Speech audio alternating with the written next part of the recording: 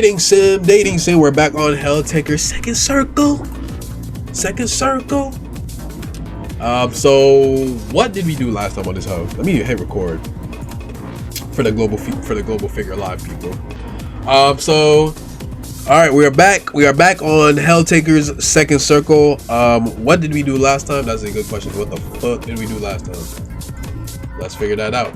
So if I remember so correctly, we went through with Justice's route. Did we do Judgment? I don't think we did Judgment. We did Judgment, we did Modius, we did Cerberus, and who else did we do? I forgot who else we did. But we're gonna go through with everybody else. Who I'm gonna do next? That's a good question. Who am I gonna do next? I think I'm gonna do Zadrada. And then we go through. Actually, the music is still playing. That's all me.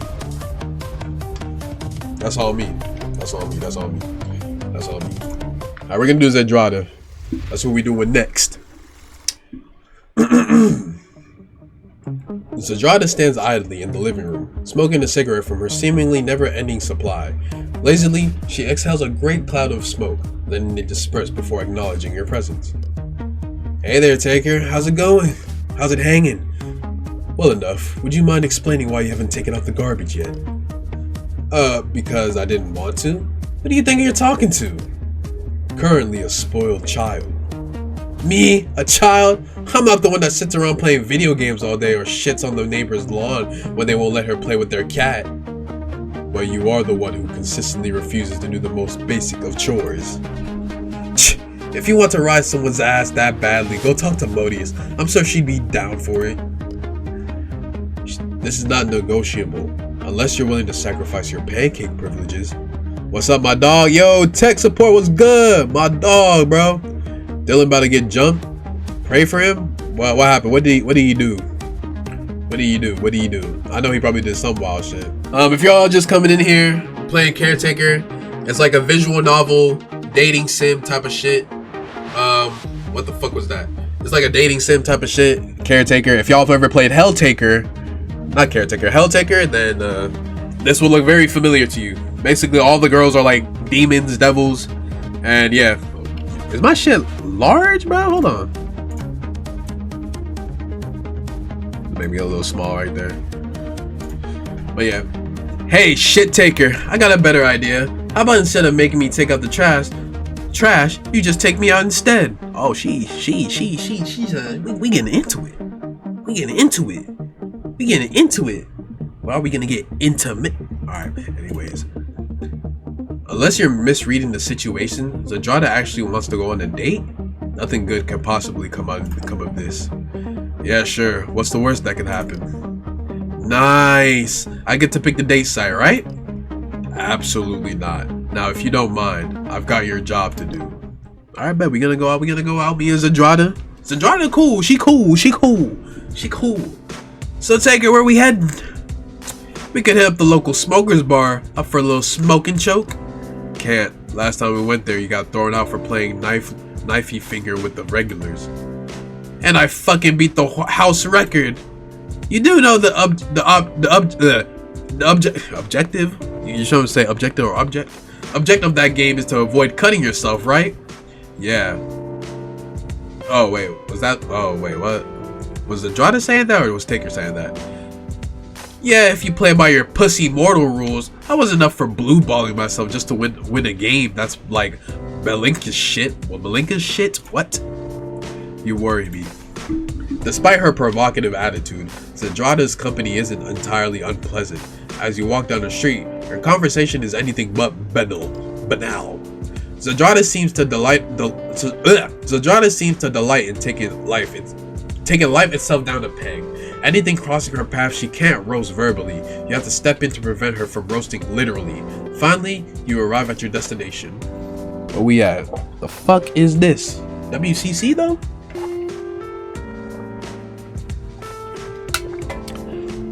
Well, here we are. Really? But this looks like a greenhouse? A fucking greenhouse? You were the person who was so eager to neglect her job. Now you get to help me with mine. Lucifer's been complaining about the decor in the house and asked me to pick out something colorful to brighten up the day. I'd I hit too, Tay. I'm not about to lie, bro. Dead ass. In fact, all of them. If you see the rest of them, boy. If you see the rest of them, I'm right here with it. I'm like, was that crazy? That was crazy. Don't clip that. Don't clip that. Don't clip that. Don't clip that.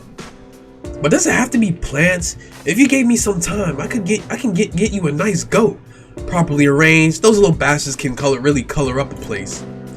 You really don't want to know what she's talking about. We're sticking with the plants for now. Probably something easy to take care of, like my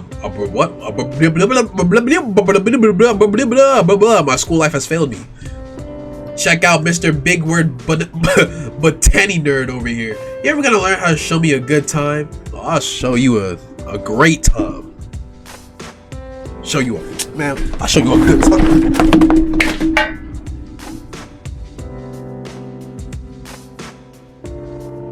Anyways, almost knocked my whole setup over, by the way. Oh wait, I didn't see the backlog. If being here is that insufferable, then help me find a suitable plant. I promise we'll leave as soon as what we came for. Fine, but after this, you and me are hitting the town proper, you hear? Bored, Zendratta wanders off between the rows of plants, aggressively belching clouds of smog in the faces of the innocent shoppers that stray too close to her. You content yourself with examining the ferns until... Hey, Taker! Hey, Taker! You gotta check this shit out! Ooh, CC, another CC. How do you get rid of this? This might be the thumbnail for the video, but we never know. This might be the thumbnail. Get rid of my cam. This might be the thumbnail for the video. I need that. Turning, you see Zendratta aggressively brandishing a small cactus at you. What's the matter? You didn't tell me you had plants like this in the mortal world. It's just a cactus. You don't have them in hell? Nah, the ones we have in hell are fucking massive and covered in hollow needles that stab your bodies and suck out your... I think I get the picture. But what's with the enthusiasm? I didn't have you pinned as a botanist. Hey Jade, appreciate for the follow. Global, is you on Rocket League? I'll get on Rocket League. Y'all let me know. I'll get on Rocket League. What's good, Jade? I mean, I'll get on Rocket League. What's the word? As if you're telling me you don't see the bedroom applications of this little sucker? What are you talking about? To be honest, you're kind of glad you never considered it. And you certainly can't wait to never consider it again as soon as possible. I'll let you know. Alright, bet. I'll be on. Well, if you're interested in taking care of it and promise not to bring it anywhere near the bed, I suppose you can have it. She wrinkles up her nose in disgust. Me? Take care of it? Hard pass on that front, my nigga. She ain't say that. Better put it back. That was a good CC though. The demon girl once more retreats into the depths of the store, muttering obscenities and curses under her breath. You return to browsing and eventually call over an attendant to press for questions. Ooh, who is this? Abby? A dull-eyed assistant slouches up to you. Judging from the look on her face, she's even less happy about being here than Zendratta. A small tag pinned to her lapel has Abby written on it in smudged ink. Yeah, can I help you or something? I'm looking for something hardy, a plant that can survive multiple attempts on its life, preferably fire and dog-proof, and if it can survive being watered with cheap vodka, that's also a plus. The assistant scowls, considering your question. Her answer comes slowly, almost reluctantly. I don't know, man. I just started this job. I don't have the patience to learn all this stuff. I know one of my roommates keep a golden pothos, whatever that is, that just refuses to die. I've seen her chuck that bad boy out of a third-story window, and it didn't seem particularly bothered. Sounds like the level of chaos in our house lives is quite similar. My nose is fucking stuffy, bruh. Abby casts a sock. My fucking shit fell. Hold on. Whereas Zendratta can barely be seen behind a towering stack of potted plants. The few flowers visible from the bottom containers appear to be begging for the sweet release of death as Zendratta balances another armful of pots on their precarious stack. Yo, Zendratta, bro, you gotta calm down, bro. We in public. We're in public! Abby looks away before the inevitable crash and nods in sullen agreement. More than you think. You try to maintain eye contact with Abby, despite the general bedlam going on behind her. I think a Pothos should be fine. Would you mind showing me where you keep them? I have a feeling the sooner we get out of here, the better off everyone will be. Before she can answer, the automatic sprinklers lining the roof of the greenhouse kicks in, spraying you and Abby with icy water. Why the water icy though? The billowing black smoke of burned vegetation spews forth from one of the far aisles as orange-red flames lick over one of the far display tables. From out of nowhere, Zandrada appears beside you, tugging at your arm. Man, such a shame about this place. Yeah, such nice vines, but we should probably leave for safety? My nigga, you are burning the place down. You and I are probably gonna have a talk about this later.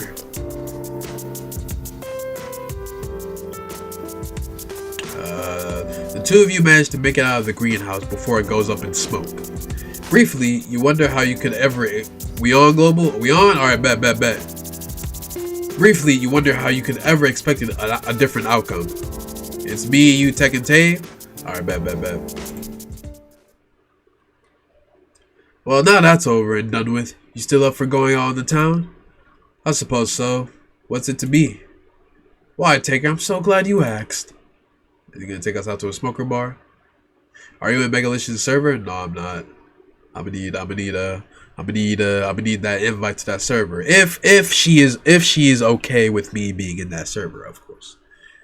What follows is a series of entirely unique yet equally horrifying social. Because I don't want to be like, getting the server and they're like, hey, who the fuck invited this nigga? You feel me? If she's okay with me being in the server, then y'all ask her, y'all let me know, and I'll be on that bitch. By day's end, you have broken both your records of most bars visited in one day and most bars forcibly evicted from in the same day. Clutching each other for balance, the two of you stumble back to the house at an ungodly hour. This late at night, there's only one member of the house reliably awake. Melina sits up in the darkened living room, heavily lidded eyes lit only by the blue light emanating from the television she's glued herself to. Malinka, you really shouldn't be up this late. All this blue light, it'll make your tits go flat.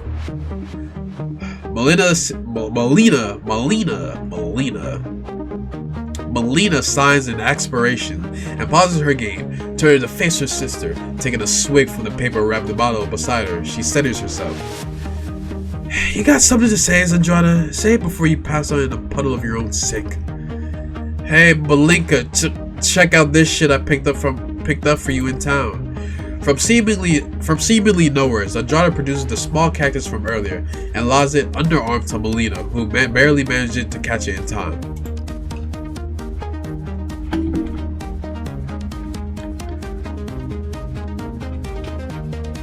Alright, bet. Alright, bet.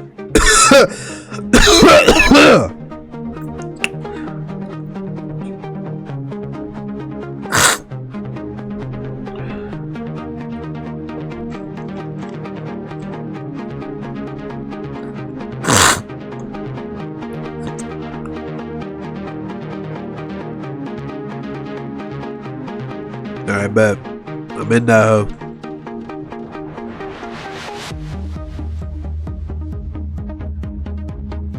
Alright, bet. I'm in that hoe. Careful, the little bastards almost all as prickly as... Actually, we're in the NW's Discord now. Just joined that. There is not enough sufficient disk space to continue recording. Are we dead ass? Actually, we're in the WVC now. Just joined that. Alright, bet. No way it just did that. Hold on. It just cut it out like that? Dude, bro. Nah.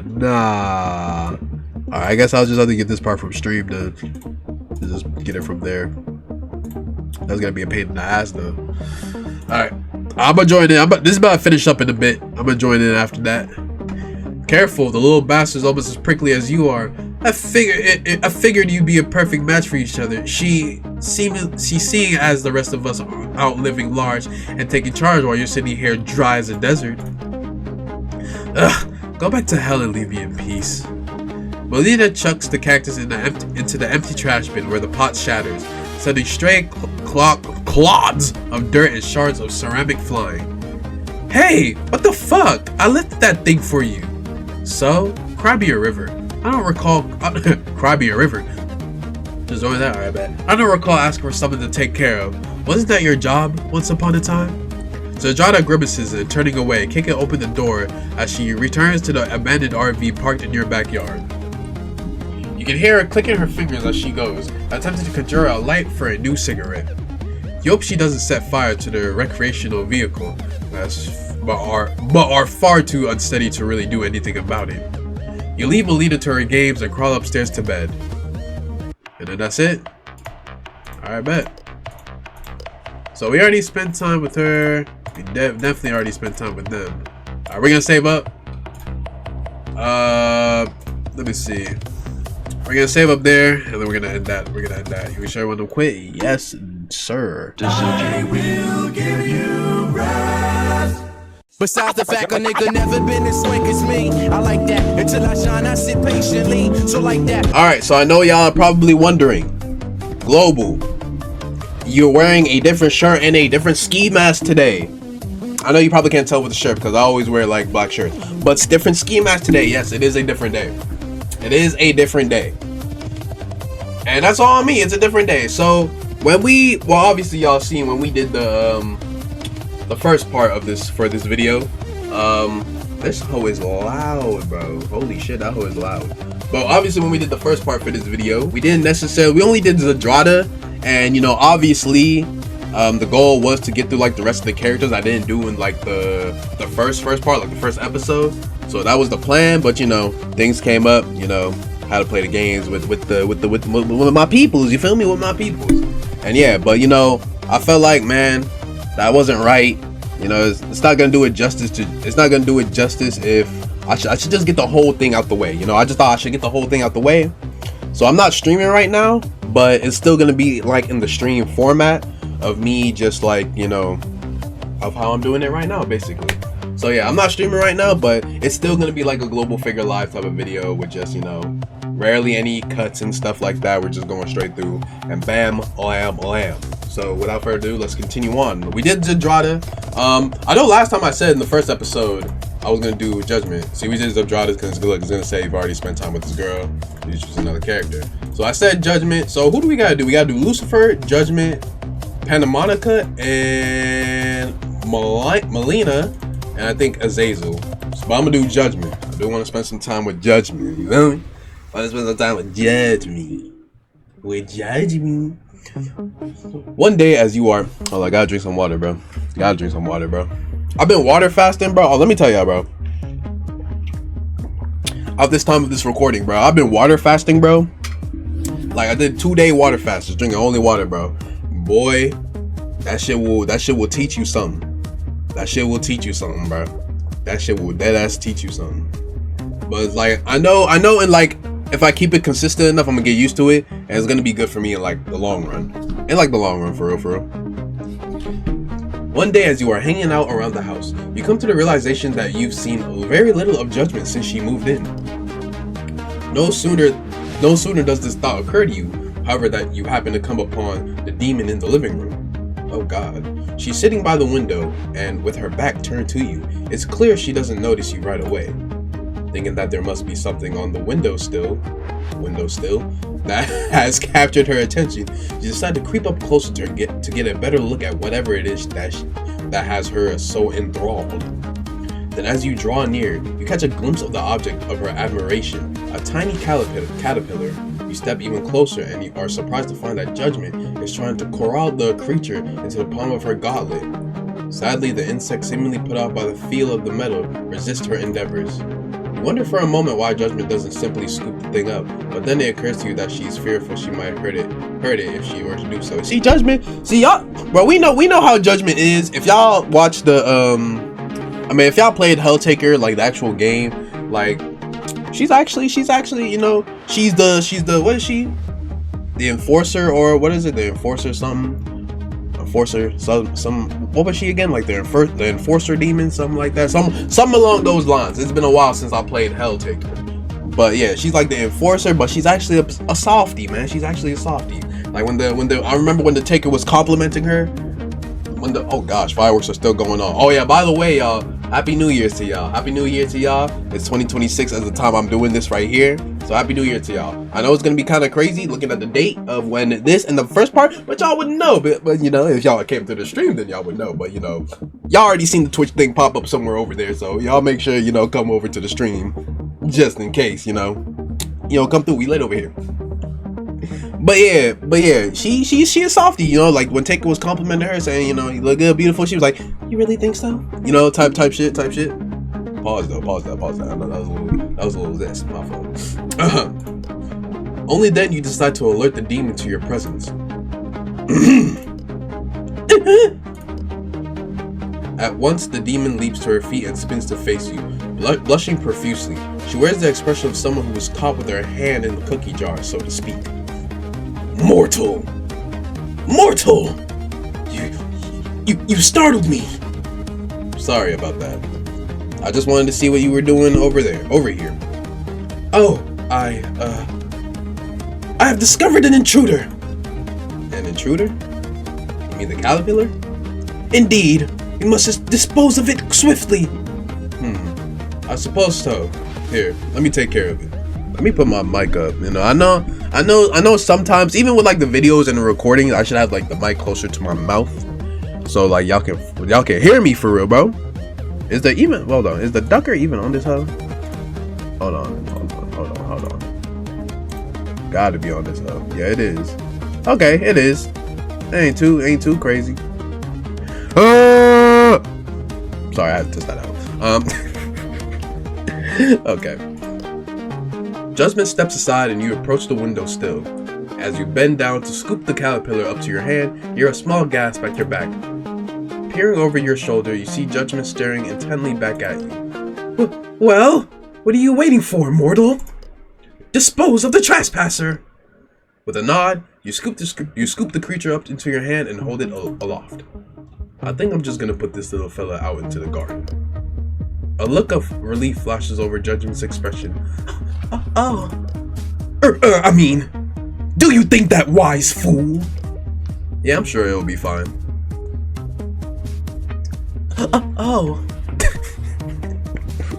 Niggas gonna be like, zesty, bruh. If I was streaming right now, nigga would be like, sus ass nigga.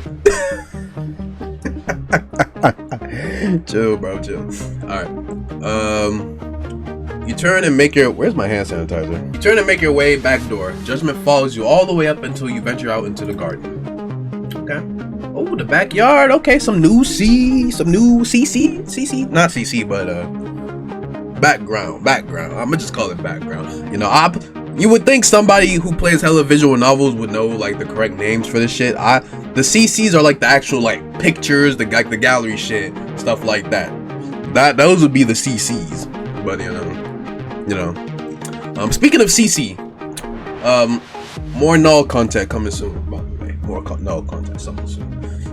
As you deposit the caterpillar onto a bush, you look up to see the demon watching you from the window.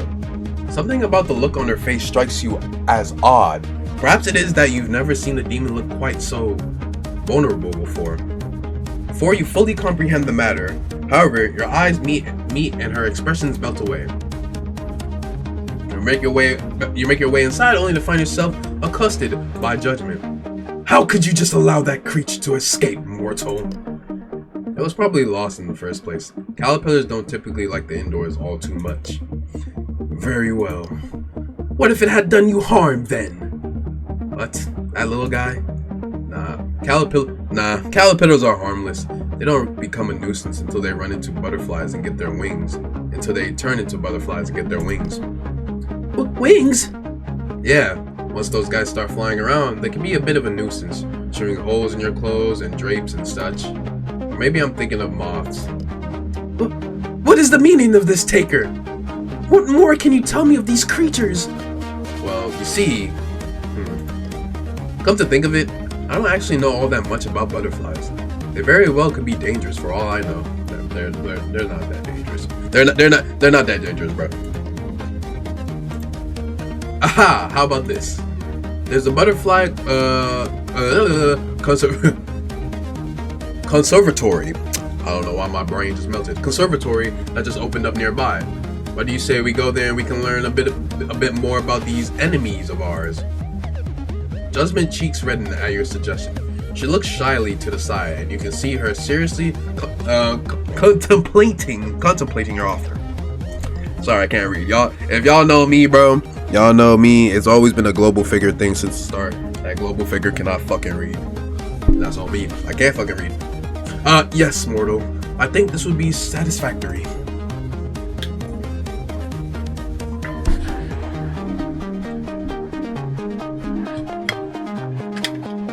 Ah, God.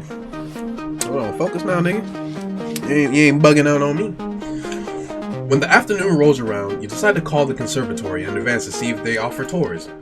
Much to your delight, they do. So you book a tour. Book a tour. Thinking it might be a nice surprise, you decide to keep the tour a secret. For now. Ready to go? Fool, I was born ready. Without further ado, you load up into the car and head down to the park. There, you are greeted by the sight of the conservatory looming over the grassy knolls. As you as you approach the giant glassy building, you are met by a young man at the door. From the logo of his polo shirt, you can see that he's one of the conservatory's tour guides. Hello, you must be my late afternoon tour. That's us. Tour? What is this man talking about, Taker? I went ahead and called in advance to book a tour for us. Since they know more about butterflies than we do, I thought going on a tour would be the best way for us both to learn. Color rushes into Judgment's face. Oh. Yes, that sounds wonderful, actually. Thank you. The sudden sincerity in Judgment's voice catches you off guard. Before you can process what you just heard, the tour guide claps his hands together, drawing your attention. Excellent! Now, let's head inside, shall we? With the young man leading the way, you and Judgment make your way into the conservatory. Conservatory.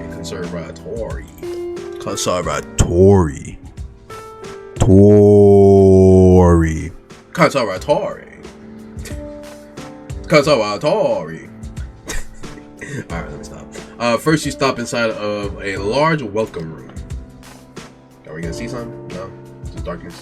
Before we get started, I'm gonna have to ask you to remove your, gloves? I'm afraid we don't allow weapon or weapon-like objects inside the conservatory. We offer lockers here for temporary storage, so I can assure you that they will be well looked after. At first, you fear that Judgment will envelop the poor man in her chains and throttle him until he relents. Pause. Throttle him? Oh yeah, I see it. Instead, Judgment nods and removes her gauntlet. She hands them off to the front desk worker who nearly buckles under the weight. With that matter taken care of, the tour guide leads you into the spacious conservatory room at large, where the butterflies are free to linger about all over. Yeah, reading. Yeah, I think, Judgment is, how do I say this? Again, looks again, enforcer, the enforcer demon, however, I forgot, or like, I don't know. She was an enforcer demon, Judgment, enforcer, I don't know. But again, like I said, she's a big softie, so like, she'll comply with things as long as they make sense, She ain't gonna like fuck shit up for Taker, because they all fuck with Taker. Man. Oh, look at that. As you pass through, they're actually showing her without her gauntlets. This is cool. I actually like this. Without her gauntlets. That's cool. Oh, let me hide this. Like, hey, they dead ass showing her without her gauntlets. Man, that's cool, bro. That's cool. As you pass through the great glass double door, you wonder about the sudden appearance of this soft-spoken side to Judgment that you've never seen before. Though peculiar and vastly different from the first impression you got from her down in hell, you find yourself excited at the opportunity to learn more about this more gentle facade of her personality. I can't read. You smile as you watch the demoness bend down to examine a caterpillar on a leaf. Tell me, boy. Hold on, what's that? How long does it take for these creatures to become airborne? With a sigh, you realize that for whatever reason, Judgment's more gentle side is buried deep. You are pleased to see that the tour guide seems unfazed by the demon's sudden outburst. Well, the typical metamorphosis cycle occurs over the course of 30 days. Some species vary from the number by a couple days or so. But generally speaking, it takes about a month for a caterpillar to become a butterfly. A month? That does not give us much time to prepare, immortal. What do they eat usually? That's a good question, actually. For the most part, a caterpillar's diet consists almost entirely of plant matter. After they undergo metamorphosis, however, their food choice changes depending on the species. Most butterflies eat plant nectar, but others may choose to feed on things like tree sap, fruit, or even decaying animal matter. So they are meat eaters. Some of them are, yes, but most butterflies have quite the sweet tooth. If you wanted to feed them yourself, you could put out a plate of chopped fruit, or even just a simple solution of sugar and water is enough to get their attention. Would you like to feed one? Yes, please. At this, the young man reaches for a squeeze bottle that he keeps on his belt. He then takes Judgment's hand, dabs some of the liquid into her palm, and prompts her to hold her arm aloft. In no time, a butterfly lands right onto the demon's hand and begins to lap at the sugary substance with its narrow tongue. It tickles. It does a little, doesn't it? Would you like to try too, sir? I would. Oh, look at that. Oh, look at the CC, man.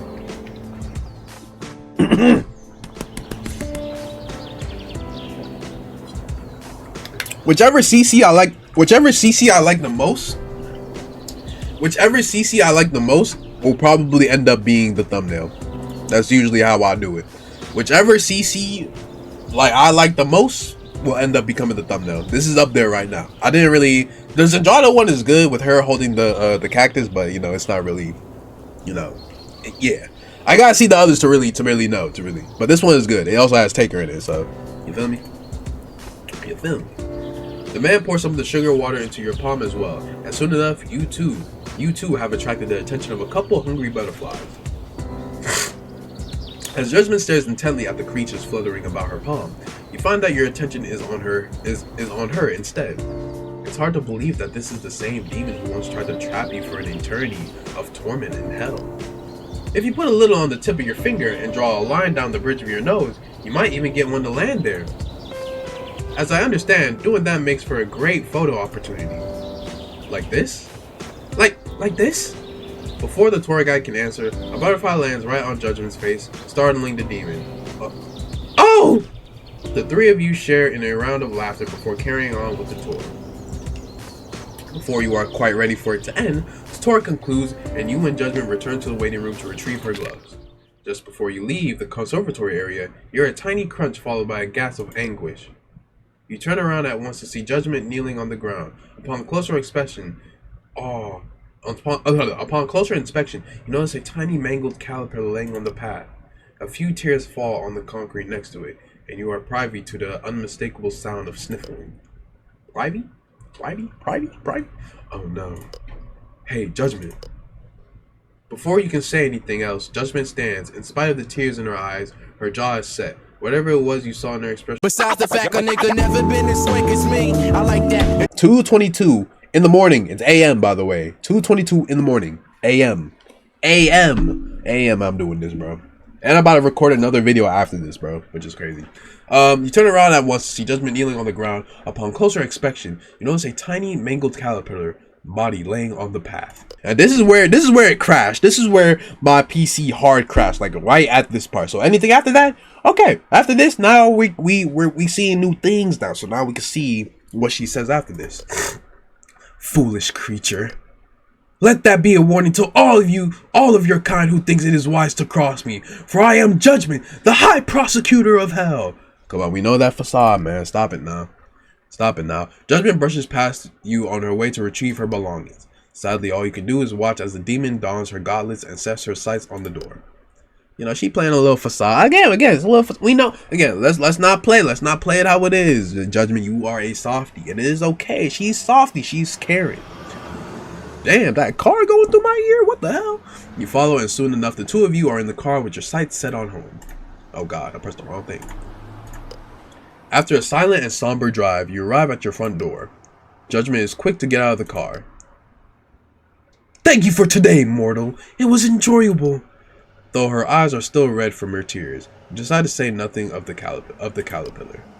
I'm glad you had a good time, Judgment. You crushed that fucking caterpillar, though. Am I an asshole? My fault, bro. Perhaps we can do it again sometime. Perhaps. And with that, the demon turns and hurries into the house. You follow, but catch no sign of her anywhere. Only the sound of slamming door meets your ear. For the rest of the day, Judgment's door remain closed with no sight of the demon within. Yeah, because we rarely see her around, bro. Rarely see her around. All right, let me save up. Let me save up. Let me save up. Save up. Let me save up. Let me save up. Let me save up. Let me save up. Let me save up. Let me save up. Let me save up. Let me save up. Hold on. Let me save up. Let me save up. Let me save up. Let me save up. Let me save up. Let me save up. Yeah. Me and Judgment went on a date. I had to get her a quick plate. She didn't wanna go on a date? Yeah. Would I consider that a date? Yeah. She don't wanna have a date. What? But I know that she can't fake. Yeah. Alright, let me go do this real quick and I'll be right back, y'all. Alright, so that's Judgment done. I think all we believe we have next, Pandamonica, Melina, Azazel, and Lucifer. And I think who I'm gonna go for next, I'm gonna go with my other. Melina's also up there with my favorite because she's just a gamer. She a gamer like a boy right here. She a gamer like a boy right here. You know, I like gamers, bro, and I like the outfit they gave her because I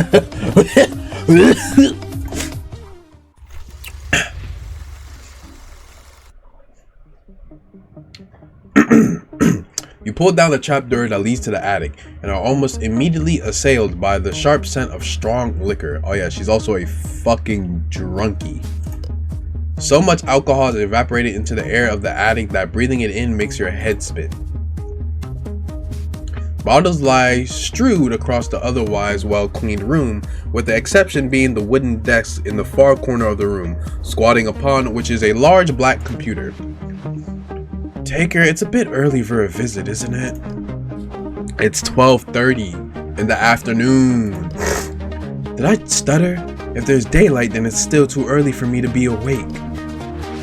Shielding her eyes from the faint few motes of my throat. From the few faint motes of natural daylight filtering in through her curtains, Melina groans. Ugh, pass me that bottle, would you? The Istvan one.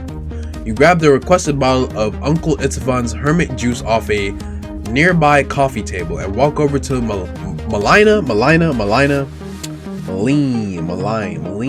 No, it's Melina, right? Melina. Right, that's how you pronounce that name, right? Hold on. Melina. I know I've probably been pronouncing her name. I keep calling her Melina.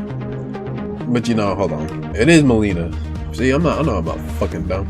Anyways, you sit down. I knew I wasn't fucking dumb. You sit down next to the demon and hand her the bottle.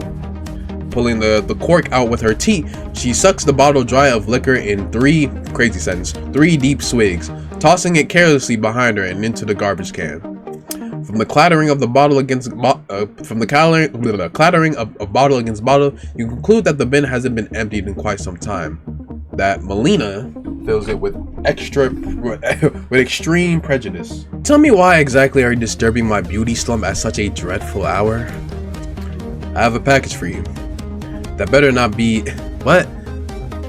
Emphasis. Oh, that better. I'm like, what? My brain, bro. It's late, bro. It's late.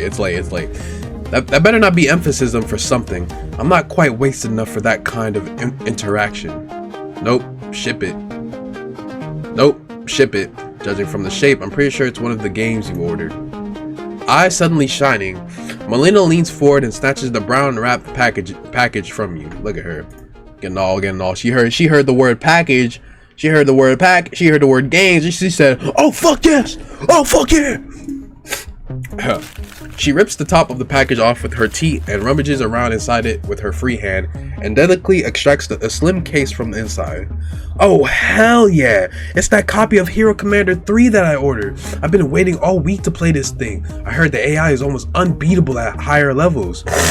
She loves strategy games. She do love strategy games. Hold up, you're telling me that there's games out there harder than Vantage Master? Melina flashes a smirk at you that's half patronizing, half pity. Oh yes, you have no idea. That reminds me, Taker, are we still on for our game session tonight? I'm just dying to take this game out for a spin. Games with a melancholic alcoholic? Sounds like fun. Melina scoffs before shaking her head. Well, it's something to look forward to anyway. Oh yeah, one more thing. Could you pick up some Corcal before tonight? I want to try making something new. You are just a fucking drunkie, bro. Alcoholic. I got your booze. Now let's see this new drink. Alright, 1 second. Taking the bottle and turning her back to you, Melina walks over to the corner of the attic where she has laid out various implements of cocktail crafts as delicately as a surgeon would a set of scalpels. She bussies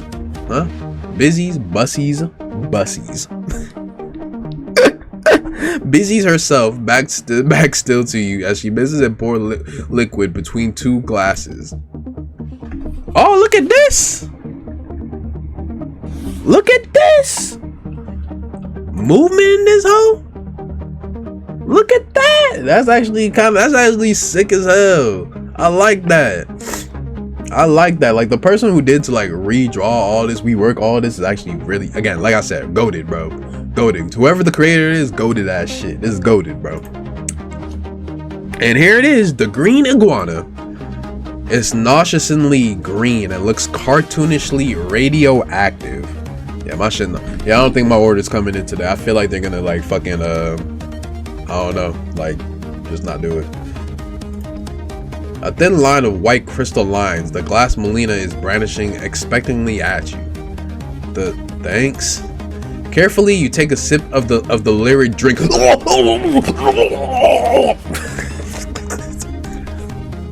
It's actually really good. How is it? It's delicious. The salt rim offsets the sweetness just enough to keep the fruity tones under control. Yeah, that's what I've read. Something wrong? Why didn't you add a rim to your glass? I can't. Salt gets demon pretty fucked up, and not gets pretty fucked up, and not at all in a fun way. Huh? I thought that was just heresy. Nope. It's real, alright, and damn painful too. I once saw Zendrada snort a line of kosher stuff and knocked her flat on her fat ass for weeks. She couldn't even talk without shooting blood from both nostrils like some stupid cartoon character. She's going on anime. Melina pauses for a moment thinking to herself. Best 2 weeks of my life, actually. She downs her drink and then holds out her empty hand. Here, I'll make us some more while you move the computer over to the couch. As Melina pours another drink for the two of you at her improvised bar, you walk across the room and easily pull the table and computer over to the couch before sitting back down. You see, cause Taker is a swole. Again, like I said, Taker's a big swole nigga, man. Big swole nigga. Big swole nigga, bro. Big swole nigga. You feel me? I want to be built like Taker, bro. Melina joins you a moment later and hands you your refill before flicking the computer on and inserting the game into the disc reader. The game boots up, backed by dramatic orchestral music we didn't have the budget to compose for this game. We're starting on hard difficulty, right? Like there's any other rational option? Damn straight. Now what are we playing on? Campaign? Or maybe survival mode would be better. Look, it even has a versus mode. Hard pass on that one. Competition isn't worth the bridges burned. Trust me on that. Nah, deadass. Survival then. That way if you die early on, I get a turn. Like I'm gonna let that happen. Hope you're comfortable sitting there, Chief, because it's gonna be a long time before you get your turn in. My fucking, oh my god, I really don't be noticing when my fucking my chair be like sinking in, bro. I gotta get a new chair, bro. Then I gotta get a new chair. Ooh, okay. Okay, my nigga. Okay, my nigga. Okay, my nigga. Okay, my nigga. Okay. This one in the judgment one is gonna be fighting pretty hard for the thumbnail. I mean, y'all will see when it comes out, obviously. But it's gonna be fighting pretty hard, bro. True to her word, Mileena plays the game like the seasoned veteran she is, and she cruises through the early game like a battleship on steroids until, goddamn, quicksand. Why the developers would even consider putting it in a hazard that kills your units on contact with absolutely no warning is beyond me. Right, tell me about it. My turn then. Any sage advice? Yeah. Get good or get off and let me try again. Great advice. You do neither, and the two of you spend the next several hours in the attic, routinely swearing at the game in turn. As the night begins to wrap up, the two of you slump sideways more and more until you're resting shoulder to shoulder on the couch. Aw, that's cute, bro. So, how does Hero Commander 3 compare to the other games we've played? The difficulty isn't all cracked up to be, and the story may as well have been written by a chimp with a typewriter for all the shits I give. Sounds like you got something of a pattern going on. What's that supposed to mean? You've done nothing but complain about the last 3 games you've gotten. I'm starting to think you're not actually enjoying them. These last few game nights we've had all ended up the same way, with you getting mad at the game and spending the next couple days sulking before you set your heart on a new game, and we do the whole thing over again. Sometimes that's just how it is with gaming. That's how it is with gaming, bro. I think that was the reason why, like, what was it, bro? What game was it? Like, with the finals, like me and the finals have like a love-hate relationship, bro. Like, me and the finals, like, we dead ass have a love-hate relationship. Dead ass. What the fuck is going on here?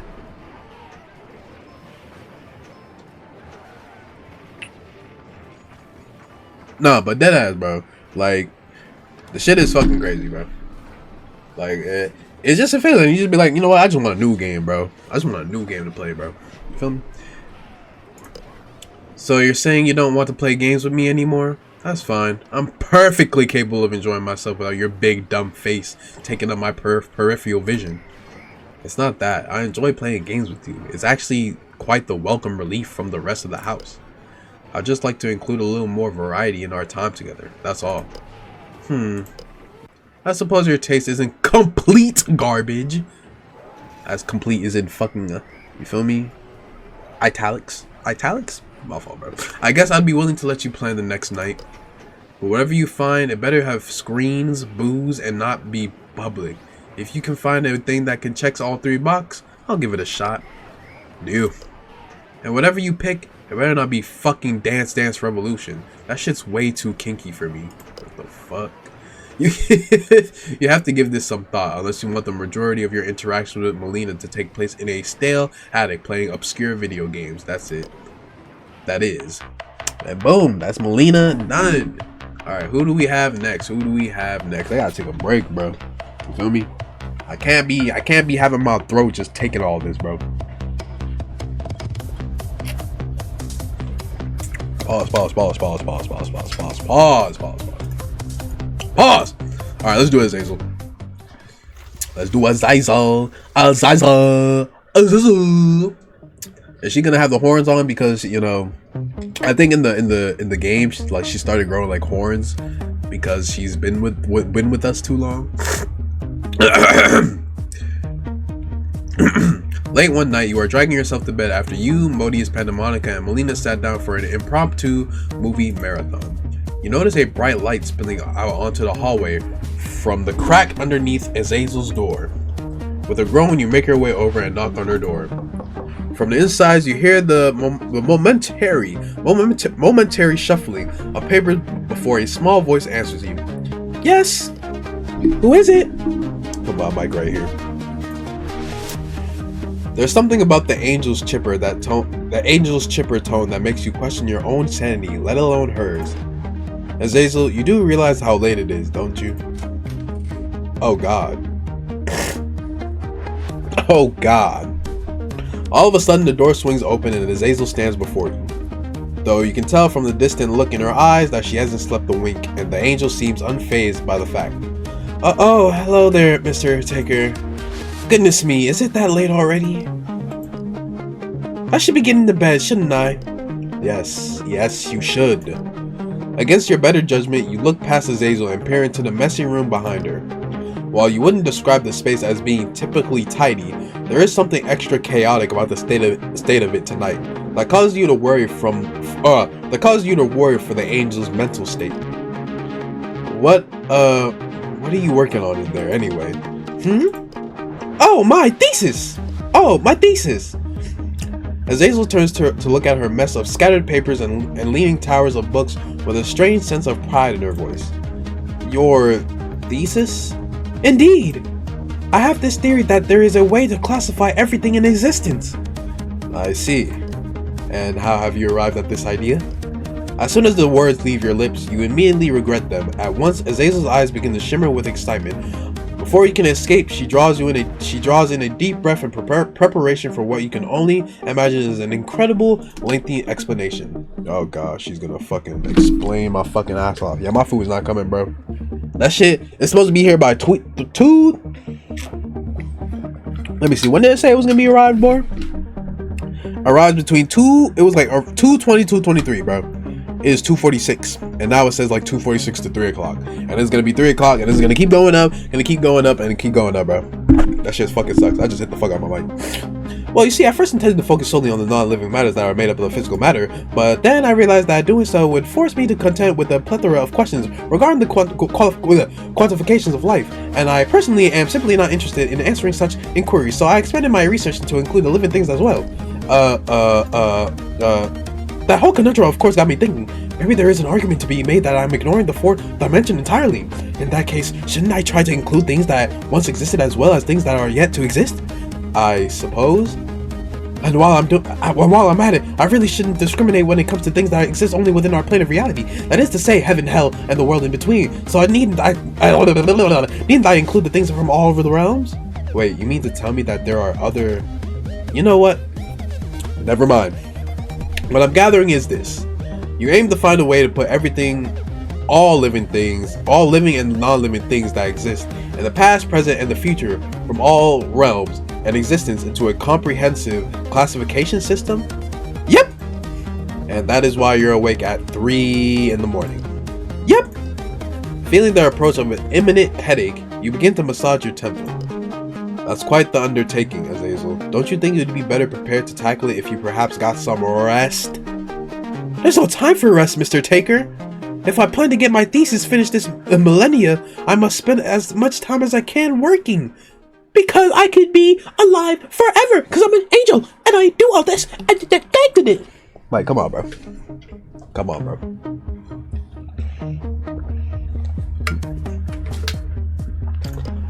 Very well. Then how about this? There's a museum in the city that has a whole slew of exhibits that I'm sure would be perfect for your research. If you promise to go to bed, I'll take you there tomorrow. At the mere mention of the museum, my fucking thing shrunk again, bro. Like, come on, bro. I deadass don't be noticing. At the mere mention, I just gotta look at my camera or look at me, and I'm noticed like, why am I fucking small? At the mere mention of museum, Azazel's eyes become as wide as saucers. Do you really mean it, Mr. Taker? I do. Now, do we have a deal? Too right we do. Good night, Mr. Taker. And with that, Azazel shuts the door in your face, leaving you standing alone in the shadowy hallway, quite stunned and yet, in a way, satisfied? As you make your way to your old bed, you peek over your shoulder just in time to see the light in the angel's room click off, plunging the corridor into total darkness. Let's go! Now it's morning time. True to your word, you are up early the next morning, dressed and ready to take Azazel to the museum. Before you can so much as knock on the angel's door, it swings open and Azazel is there, notepad in hand, bouncing on her heels with elation. Museum time? Museum time. The both of you load up into the car and set off for the city, though the museum is a fair distance away. Azazel turns what would otherwise be a long, quiet, and perhaps to be some boring drive into one filled with nauseatingly thorough lecture about around every intimate detail of her thesis and the research that she has done thus far. With each passing moment, you feel as though your very presence in the universe is shrinking. Fortunately, just as Azazel is about to launch into a discussion about quantum physics and the fourth dimension, you arrive at your destination. Thank God. As you shut off the engine, you turn to see your companion brimming with excitement. Before she can leave the car, however, you clear your throat to grab her bags. Hey, Azazel.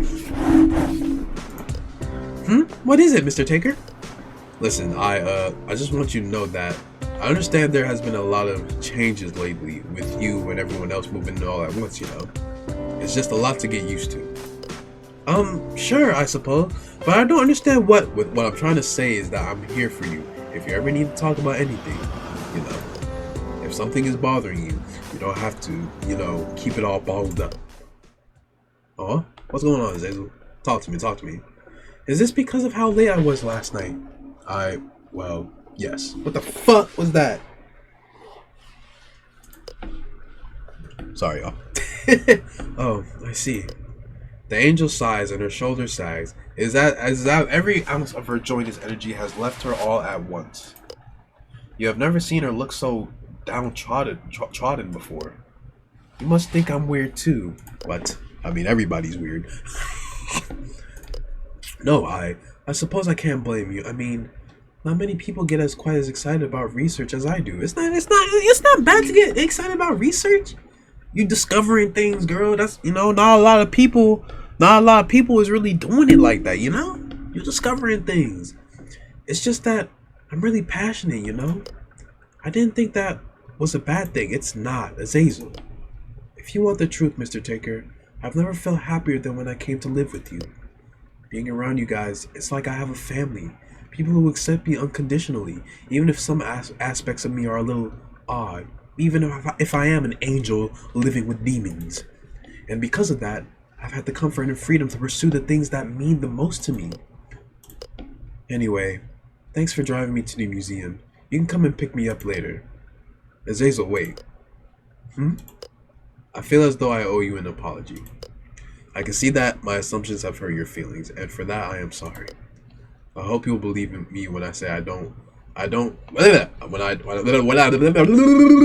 I say I don't find your curiosity strange or off-putting. I only said what I said because I was worried about you.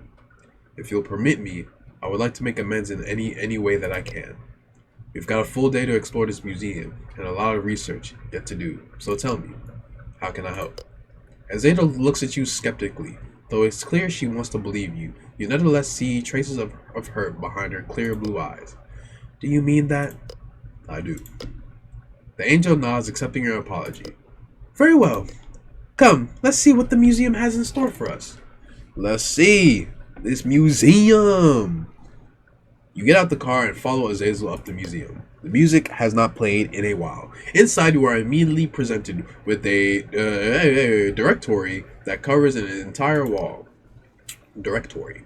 From the look of things, there is so much in this museum that it will be impossible to get through all of it in one day.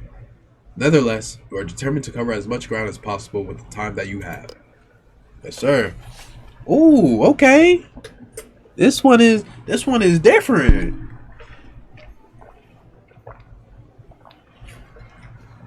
A different type of style, CC. With Azazel leading the way, you spend the next several hours hopping from one exhibit to the next. As you make your way through, the angel fills notebook after notebook with her findings. As the day approaches, oh wait, I forgot to film me. This one is all right, but you know, I think I like the I think I like the Zadrada and not Zadrada. I think I still like the. I think the Judgment and the Melina one is still fighting for the thumbnail spot for this episode. You know. After glancing at the clock, you turn to Azazel. We've got 1 hour left, just enough time to hit one more exhibit. So what will it be? There! Azazel points at an art exhibit of all things, one which, much like the rest of the museum, sees precious little in the way of foot traffic. The sign over the entrance reads Renaissance. Is that what it said? Yeah, Renaissance. With a shrug, you follow the angel inside. Once there, you are surrounded by white walls, marble floors, and massive, well-lit paintings. As you peruse the art, you cannot help but notice that Azazel is particularly enthralled by one piece in particular. At first, you think nothing of it, but as soon as you hear her calling over the corridor, "Pardon me, sir, but I'd like to ask you about this piece. Who is this nigga?" "Why, yes, ma'am. What would you like to know?" I don't know why I made him have an accent. "Are you aware that this piece in particular is a forgery?" All of a sudden, the murmur that has once permeated through the gallery is strangled into silence. What few patrons linger nearby gasp at the revelation. You nearly drop the notebooks in your arms as you hurry over to where Azazel and the corridor are standing. When you arrive, you notice that the corridor is turning a vivid shade of violet. I implore you to reconsider this accusation, miss." "What for? I'm not lying." "Why, you are quick to step in between Azazel and the mounting rage of the art corridor. The fact that you tower over the man seems to do well to subside his anger for the moment. "Please relax, sir. I promise you she means no harm." The corridor sputters. "No harm? Did you hear what she just said about my gallery?" "I did." "And you honestly mean to tell me that you believe what she is saying?" "Yes, as a matter of fact, I do." "That's it. I want the two of you out of this gallery and out of this museum. From now on, you are banned. Do you hear me? Banned." That's crazy, bro. With stubbly little man hot on your heels, you and Azazel book it out of the museum. Once you get to your car, you dump the notebooks in the back seat and jump in to start up the engine. Hey, the music's back. Before you drive off, Azazel puts her hands on your forearms. "Thank you.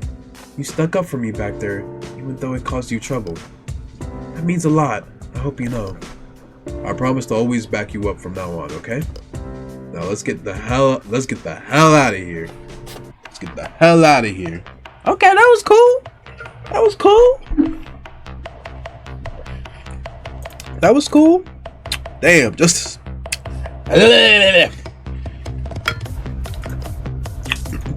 features another guy. All right, we got two more. I think we'll save Lucifer for last. We'll save Lucifer. We did everybody else. I think we'll save Lucifer for last. All right, Panda Monica, let's go. Let's do it. Let's do it. One morning, you walk into the kitchen to prepare Panda Monica's coffee, only to find that the demon in question is already up and standing by the coffee maker. As the little machine sputters and spits, the blurry-eyed demon looked over it to you. You can tell from her droopy gaze that she has barely registered your presence. It's painfully obvious just how much this poor sleep schedule of hers is taking its toll. Without bothering to greet you, Panda Monica returns her attention to the coffee machine. From the sound of things, she hasn't put nearly enough water in it to make a full brew. Good morning? Morning.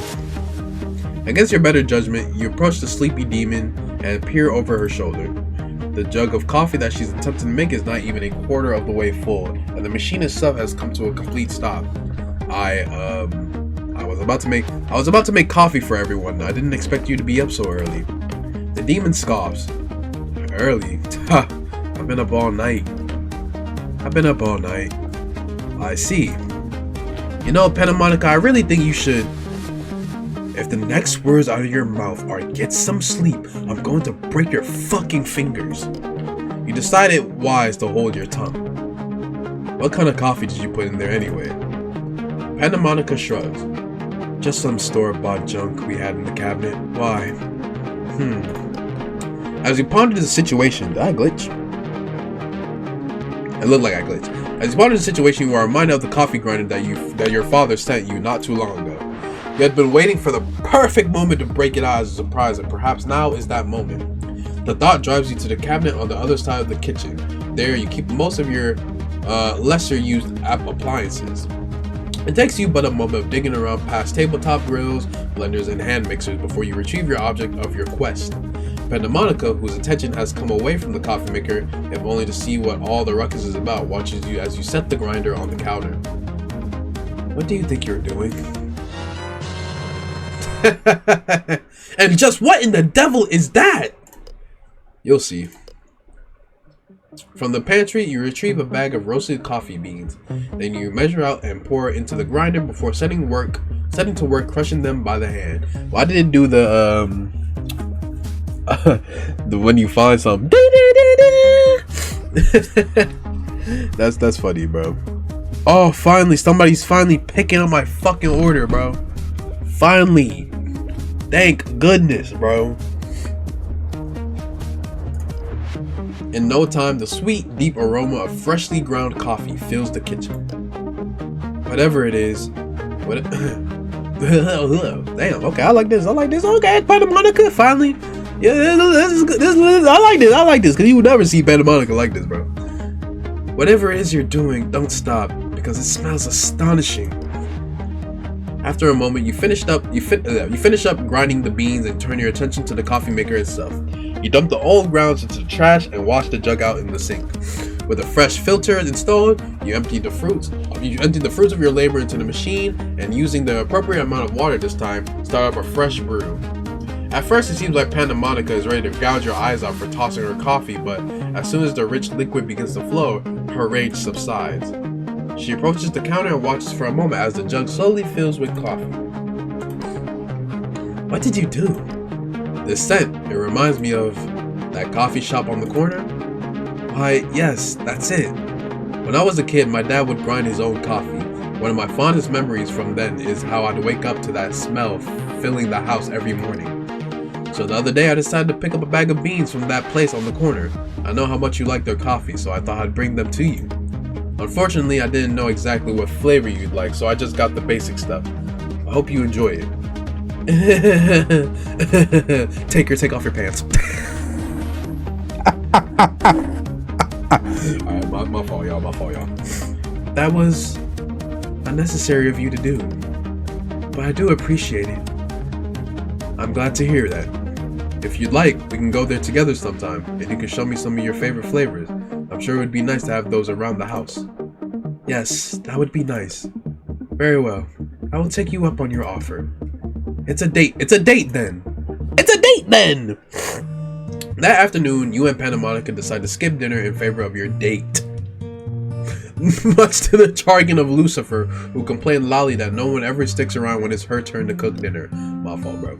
My fault, Lucifer. We'll be around. We'll be around, bro. Lucifer, you're next anyways, bro. Calm down, bro. Knowing better than to argue, you grab your coats and smile and nod your way out of the door. Keys in hand, you ponder the distance to the coffee shop. It isn't too far, so walking is certainly not out of the question. As we're gonna walk there. Hey, Pandamonica?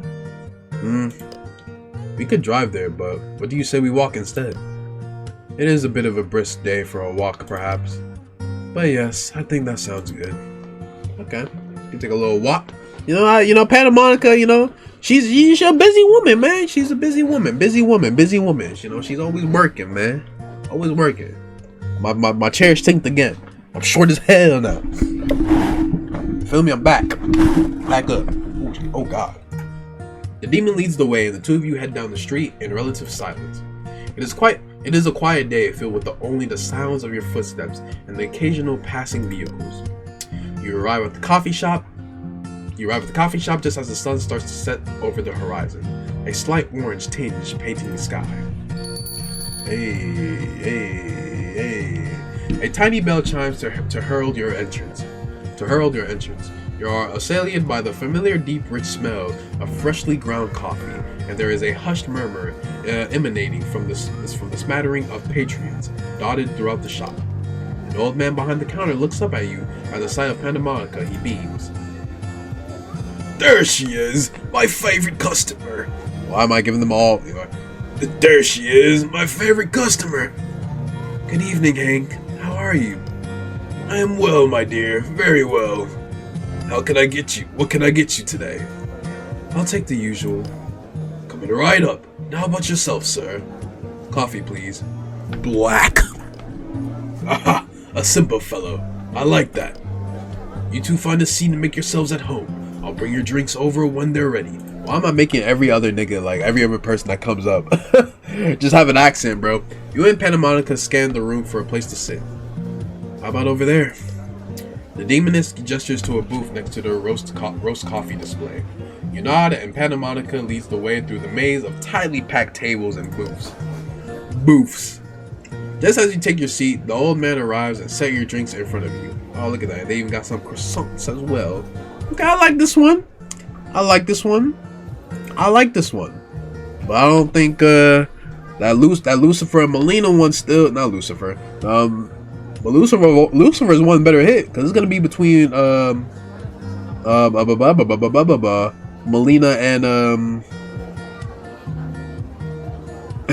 Melina and Judgment for the thumbnail for this episode. Enjoy. You thank the man and sip from your coffee. After a few moments of idle chit-chat, you turn your attention towards a nearby display.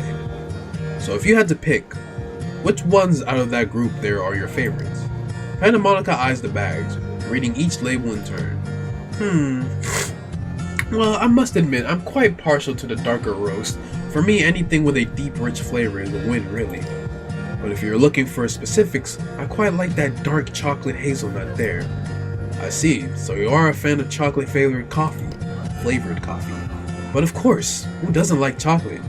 I like chocolate, I just don't eat chocolate. I'm not really like a chocolate person, you know me? Like, I would eat chocolate sometimes, like Reese's is an exception. Some Reese's, but like I'll eat chocolate, sometimes I'll eat chocolate, but it's not something I would prefer. Like, I do like chocolate, I do like chocolate, but if somebody hands me like something like a chocolate bar, like even like Hershey's, I'll be like, nah, not really. I mean, it depends on the day though, but I don't really, I wouldn't say I don't mess with chocolate, I just, I wouldn't prefer it, if you know what I mean. Fair point. How about that one right there? Toasted almond. Yes, I think that would be a good choice as well. I like a good nutty flavor. The demon grins at you as she sips her drink. Her tail flicks to and fro behind her, and you notice that her horns have nearly doubled in size. You chuckle nervously. Does that mean she's like excited, or she's happy, or what's going on? You are quick to bring the conversation back to the coffee display, and the two of you spend the next half an hour discussing the various roasts until your own cup runs dry. Hey. You ponder fetching a refill for you both, but just then you notice Pandamonica acting strangely. Ooh! I like that! I like that little animation! Though imperceptible at first, you can clearly see that the demon is wincing, much in the same way one might if they heard a loud noise. But unless you have suddenly become hard of hearing, the shop around you is nearly silent. By now, everyone has gone home, leaving just yourself and Hank, who is humming to himself as he wipes down some tables across the room. You think it is strange that such a noise would irritate the demon, but when you turn to look at her once again, her expression is wary and she is rubbing her temple. Shall we call it a day? Like, what the fuck happened? Some loud screech got to her, bro? Pandamonica doesn't respond. Pandamonica? Yes. I think that would be good. Oh wait, that was me that said that. Oh yes, I think that would be good. Thank you. You gather up your things and don your jackets. On your way out of the door, you grab a few bags of coffee and pay for them at the counter. Thank you for coming. I hope to see you two again. I hope to see you get to. Nah, that's too old. That's like a old. I hope to see you two again soon. That's another like an Australian accent. Like, what am I doing, bro? I don't know, bro. These voices, bro. You depart with several bags of various roasted coffee dangling from your arm. For the entire walk back, neither of you say a word. Pandemonica looks as miserable and exhausted as ever, which leaves you wondering if she even enjoyed herself tonight. But as you arrive at the front door, the demon stops and tugs at your sleeve. Hey? I feel I must thank you again for today. What you did this morning was very kind, and this evening I got to enjoy a bit of peace and quiet, which is a rare occasion. I hope we can do something like this again sometime. Maybe? I think I really needed it, and I'm sorry for the way I acted at the end there. You start to question Pandemonica about her strange behavior, but before you can even form the words, she hurries off into the house. Though you attempt to follow, all you can manage is to catch a glimpse of her disappearing into her room and the door shutting neatly behind her. You are left wondering what you should do next. Okay. I wonder what happened. I wonder why she became like irritated. Like she drunk her coffee and her horns fucking grew, bro.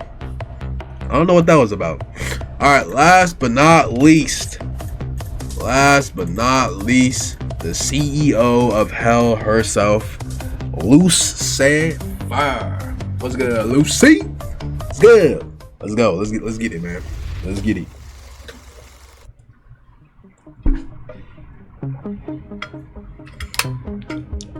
Though ever industrious, Lucifer is looking slightly more haggard than normal.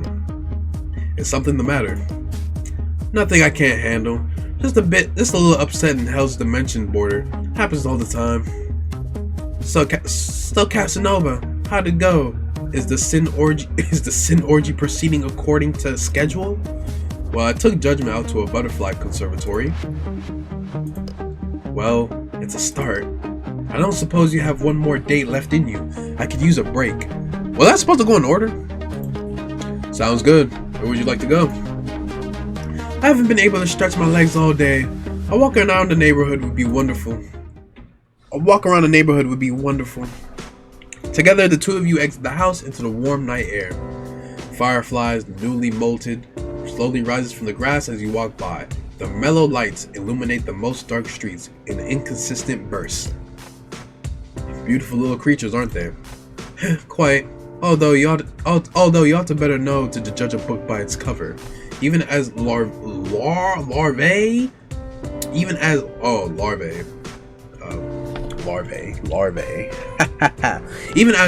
they're highly predatory and feast fairly indiscriminately upon the other insects. You know quite a lot about insects for someone who spends most of the day running hell. Lucifer shrugs and sniffs highly. A girl can take a passing interest in creatures far beneath her. After all, I took an interest in you, didn't I? That one stung a little bit. I assume your day's been busy then? It always is. Running hell is a lot harder than raising it. There's a difference. Quite. Paperwork needs to be filled, damnations are allocated, and the skeletons go on a strike if they don't get their milk rations. So why do you do it? They help carry paperwork. Plus, if someone comes to hell unannounced, they are trained to arrange themselves into a devious little puzzles, that is. Not that your whole Queen of Hell job. Seems like kind of a thankless task for the amount of time you spent doing it. Talking about the original game, by the way, on the last part. Oh, here we go. This is good as well. Hey, look at the hand on the shoulder. Damn, why she... Hold on. Why she... Anyways, thumbnail, potential thumbnail. I think it's a good thumbnail. I think this is good too. I think the three of them is gonna be fighting for the thumbnail spot. The ivory horn demon breaks stride, pondering your question as she stares up at the stars. The Lord of Hell is a position that no demon wants, yet conservatively all covet. To take the weight of the title upon one's shoulder is no small task, and matched in unpleasantness only by the problems that arise when one is forced to relinquish it. Forced? How so? The throne is never given, only taken. Since time immemorial, the entity seated on the throne has balanced atop the endless writhing hordes of demon kind, each determined to usurp power for themselves. Sorry, I can't read. My fault, y'all. My fault.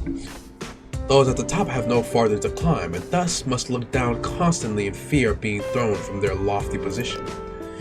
Ever heard of democratic elections? Lucifer chuckled softly, the dark notes of joy spilling out of her mouth and into the summer air. Believe it or not, things are better now than they were before I took power. Implemented.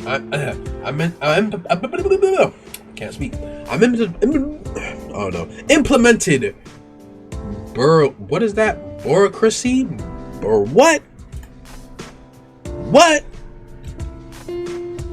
Sorry, bro. These words is like, I'm seeing these words and I don't know, like, I don't know what this is, man.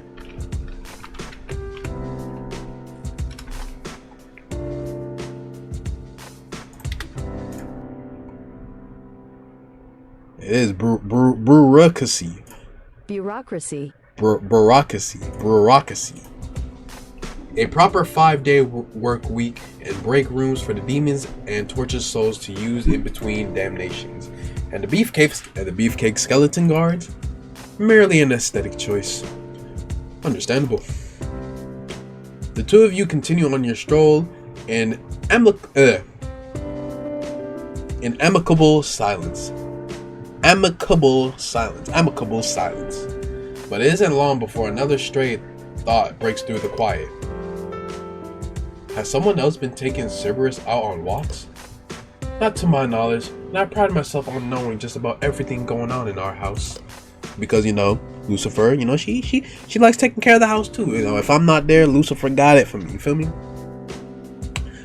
I took her to the park earlier and she went absolutely ballistic on someone who was trying to rob me. Cerberus does have a nose for sin. That girl can sniff out a tainted soul half a mile away. That's certainly true. I've seen her go after the weirdos that hang out around Arrow's underwear emporium. Arrow's what now? Actually, forget I asked. I'll just assume that Modis was involved somehow. As I was saying, I've seen her go after shady types before, but something about this time was different. She seemed to recognize whoever it was she attacked.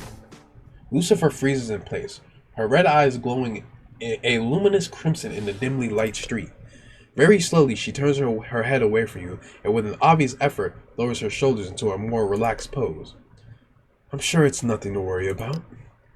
You, on the other hand, can't say the same. Well, the house is coming up. Can I tempt you with a second go around the block? I think I'll I think I was reading the wrong nigga. Well, the house is coming up. Can I tempt you with a second go around the block? I think I'll pass. This walk was quite enjoyable, especially after such a hectic day. In addition, thank you for the conversation. It was certainly informative, especially... Oh God! Lucifer is cut short by an unmistakable sound of my gosh, bro! I can't fucking do this, bro. Unmistakable sound of shattering glass, followed by raised yet indistinctive voices emanating from the house. And just when things seemed like they were winding down too, with a crash, a chair from the dining room is pitched through one of the windows onto the front of the house. Through the newly formed opening, the din of voices can be heard more clearly. Insolent whelp! Have you no respect for the rules of the house? Not when you're the only one enforcing them. Yeah!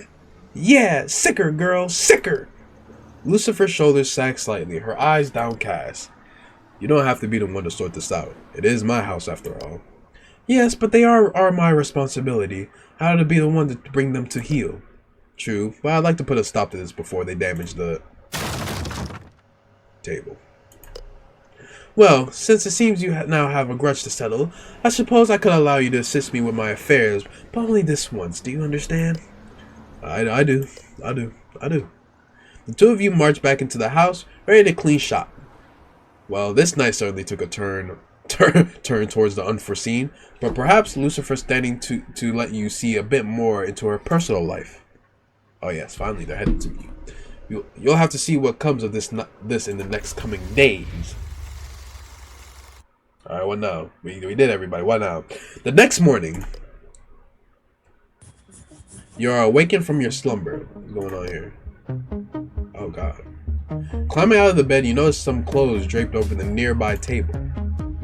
I should get dressed. I could just grab what's on the chair or maybe check the closet for something better. What should I do? Let me see. Let's check the closet. Let's check the closet. Alternatively, you think put on some clean clothes for the closet and make a dashing impression on whoever is opening the door. Maybe it will be an opportunity to dazzle Lucifer with that brand new leather Hawaiian polo shirt you bought last week. Cause my nigga Taker is a fly nigga, man. He a fly nigga, man. That's what my boy Taker does. He fly, boy. He fly. Alright, let's see what's up, man. Oh god, it's Beelzebub, bro.